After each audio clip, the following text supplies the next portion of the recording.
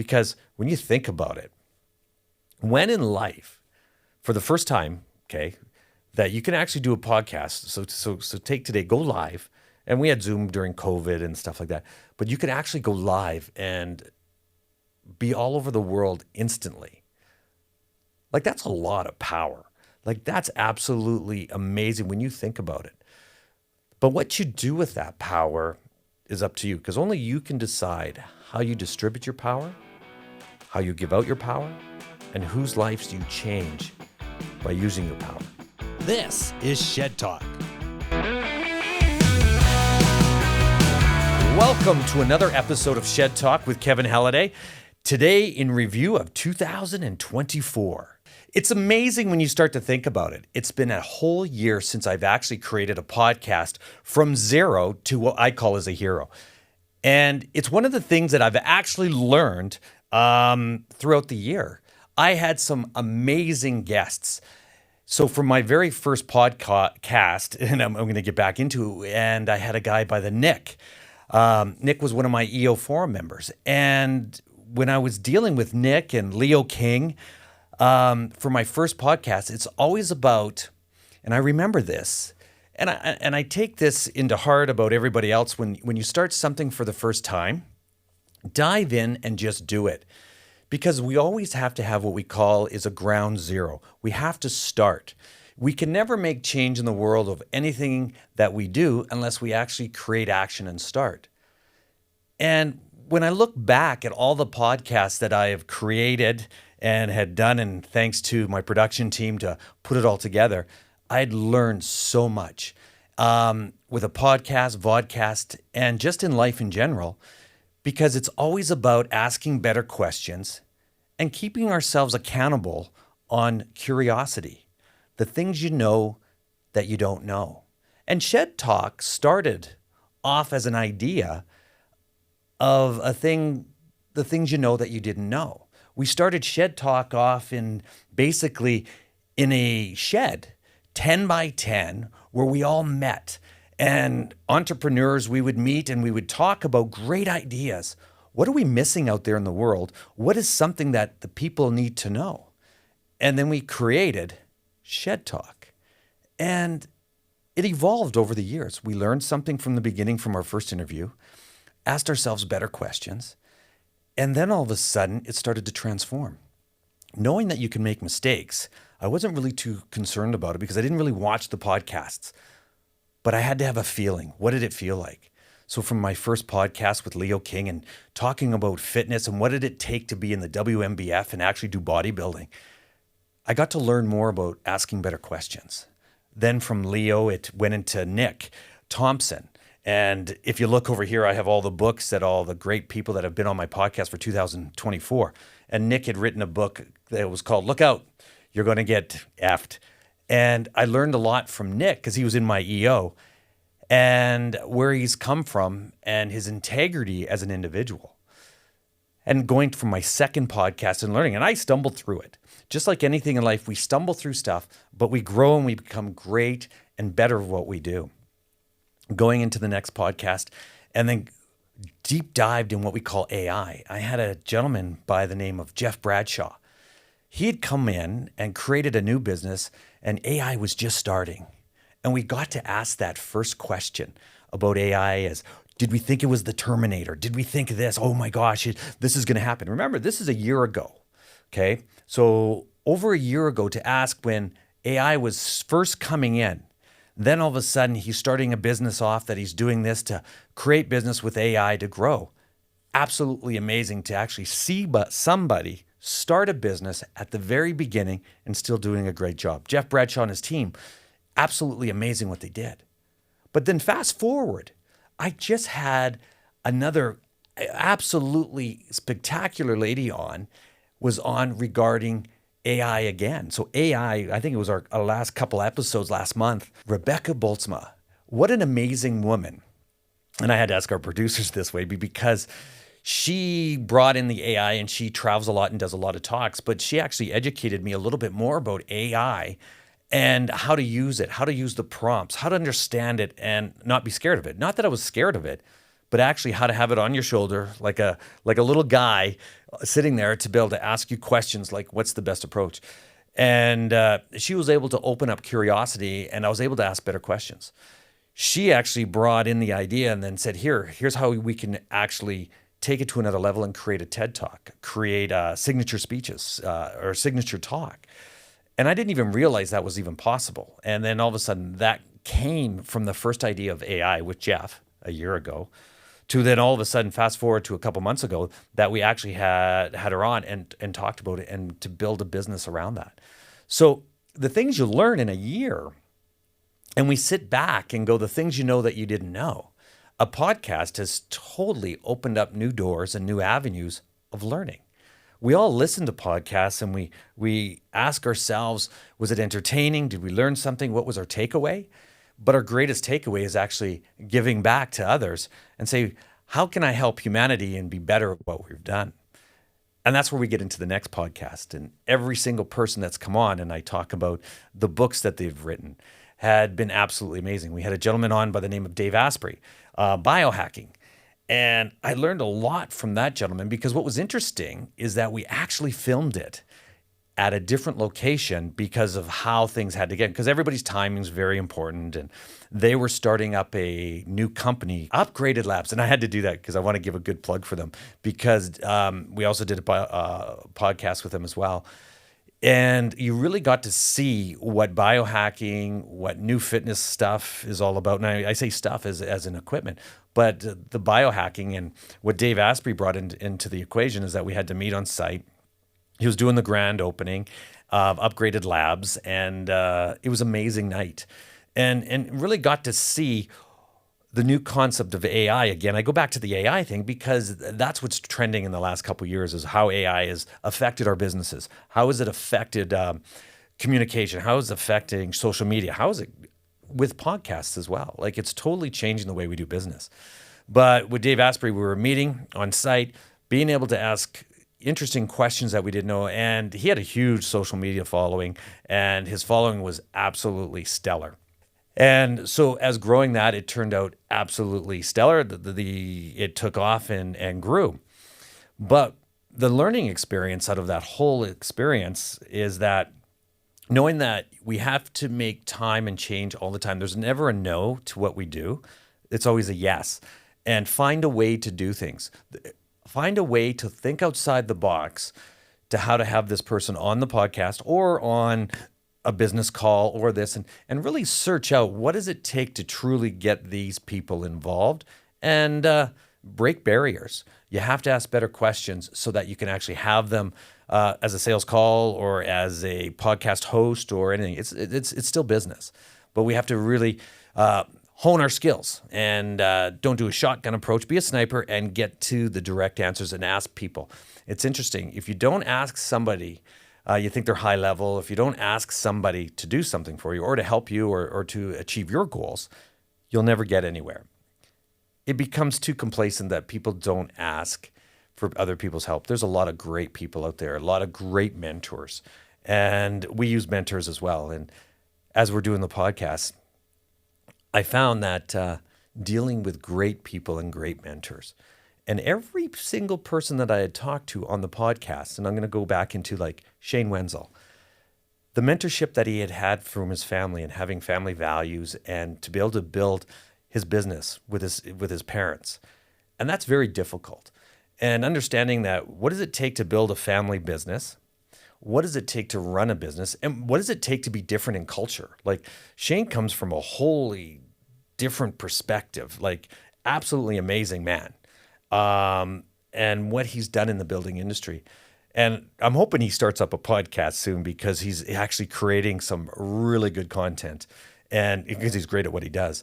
But he's a man that actually needs to be listened to. He's very articulate.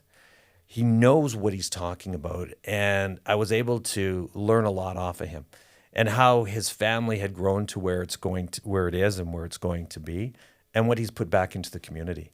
Absolutely stellar. And it really opened your eyes about family businesses and family values. And it wasn't easy for him. And then talking with other people that had family businesses as well, how they took it to the next level, like Prominent Homes. Well, Paul, how did he build his business? And he's in the construction industry as well.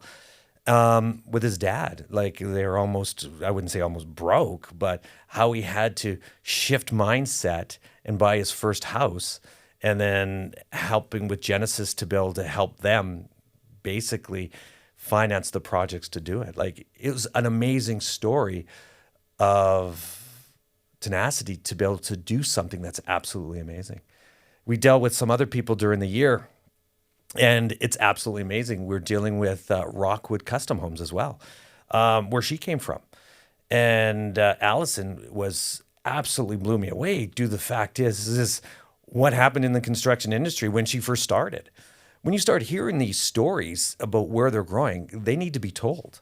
And that's why the greatest thing about podcasting has developed, and it's easy to get the message out there, has really shown what our community is all about.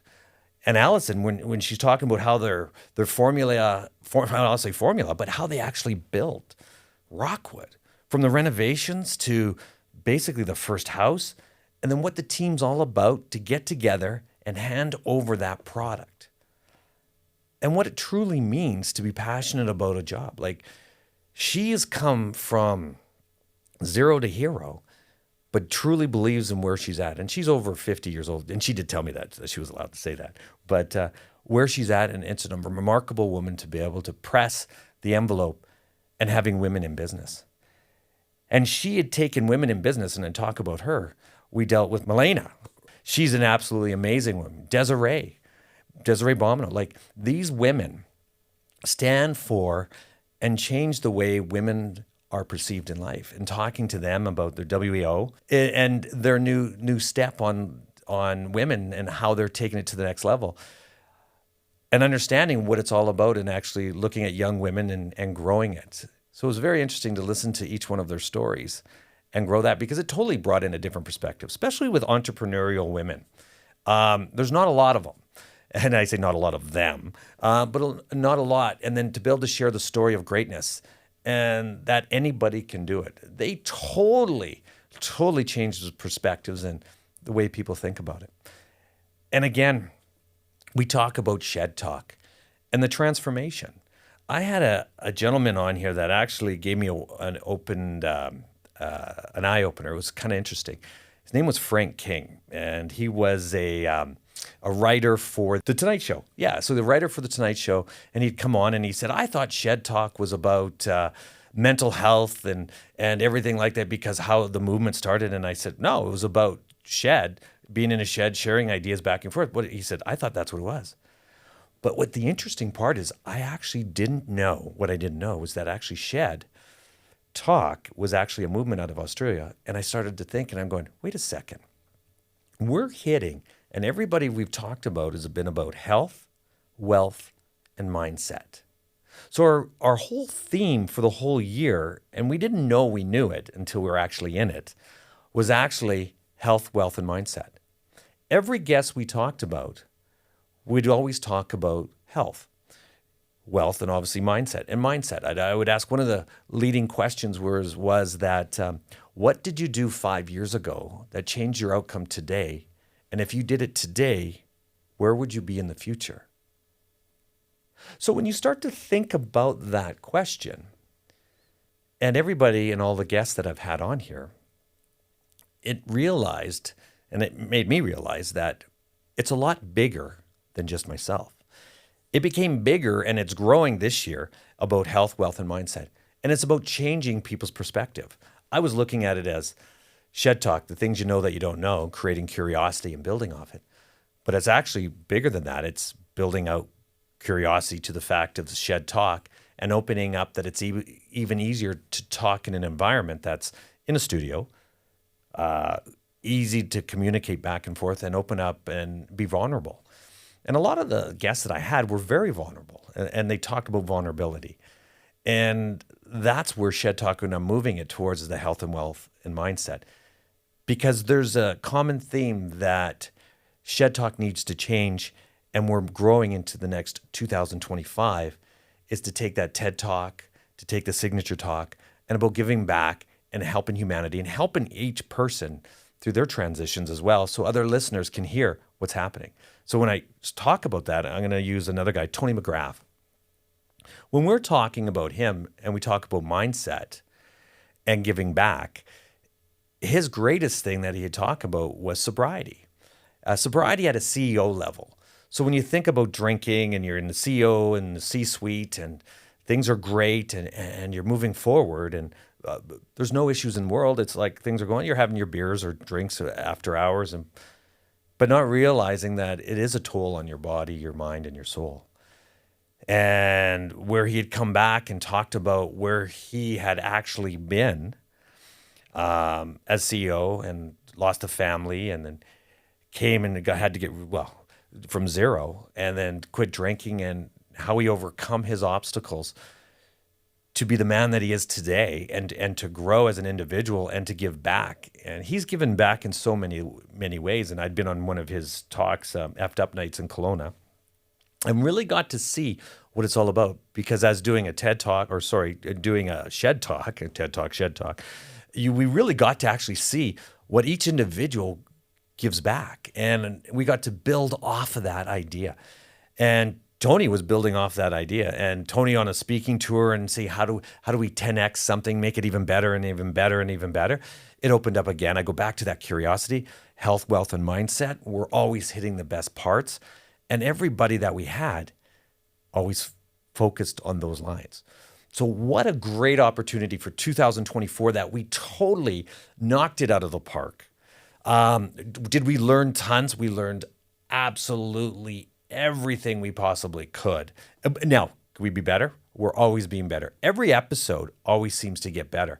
And it was interesting because my episode number 1, and we talked a little bit about it, was episode 3. When I started introducing the guests, I'd ask them to give their bios, right? Here's the intro.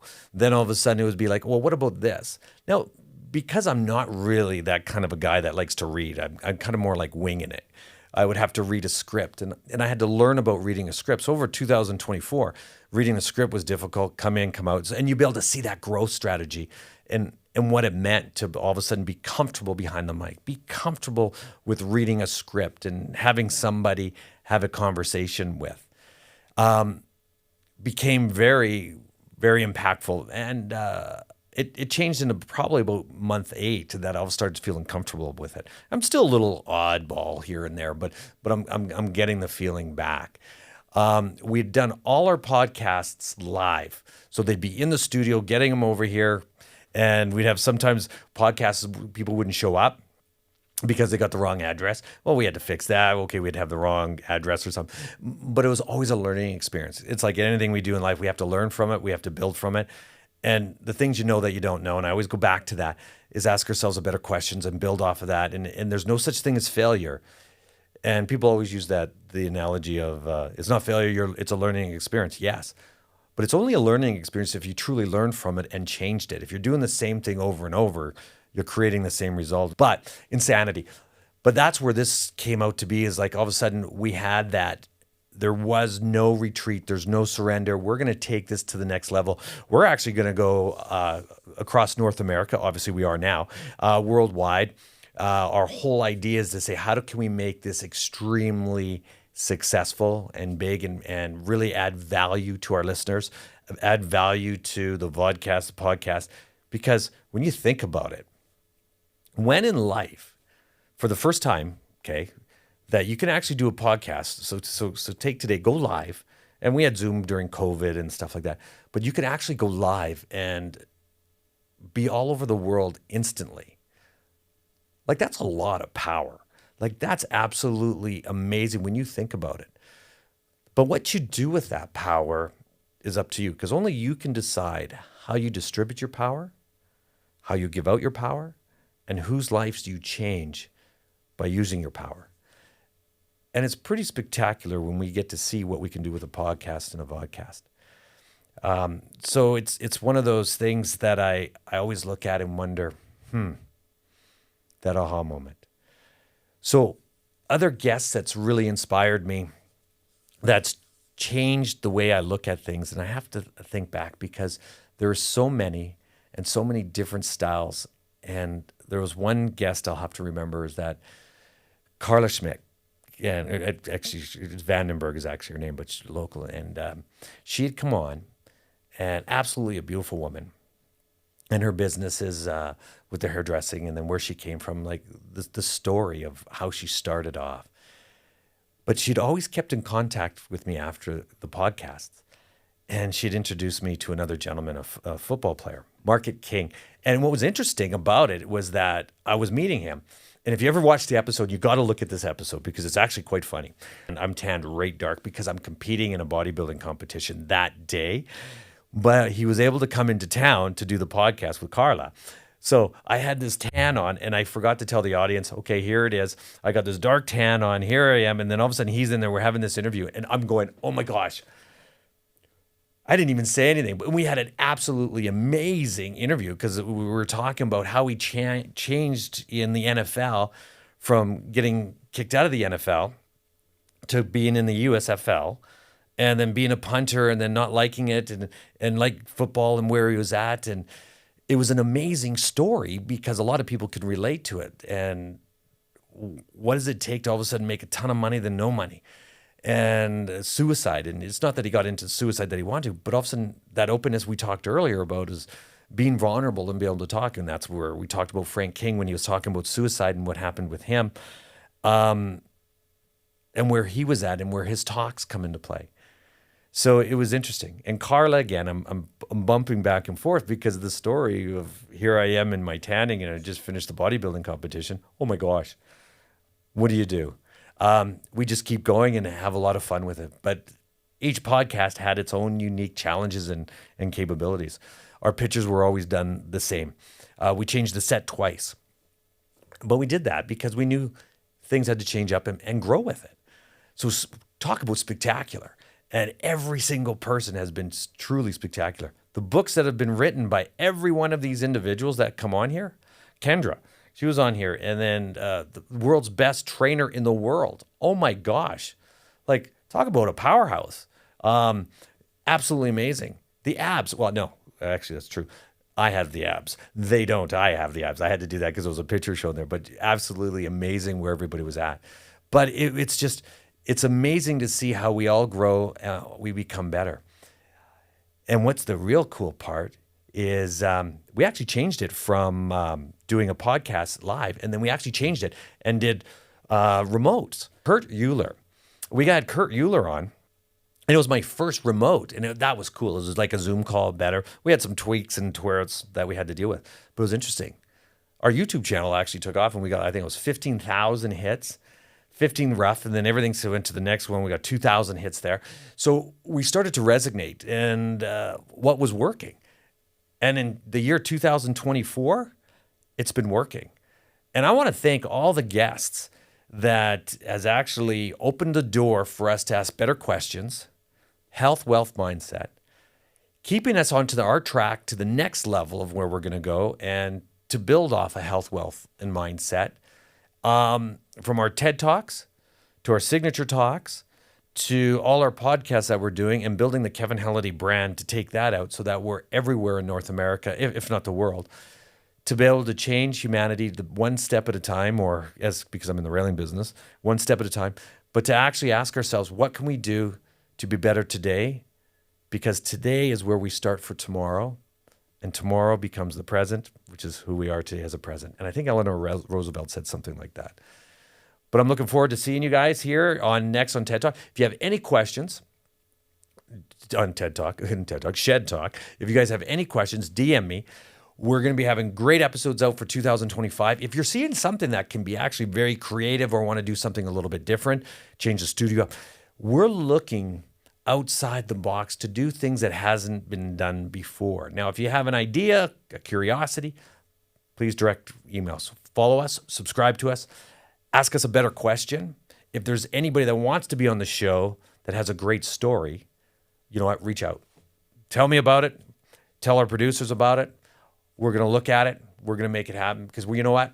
As much as I'm here for you, you're here for me, we can change everybody's lives one step at a time. And that's what it's all about. Again, thanks for listening to Shed Talk for 2024. And we are going to have an absolutely amazing year for 2025. Thanks. Now you know. Shed Talk.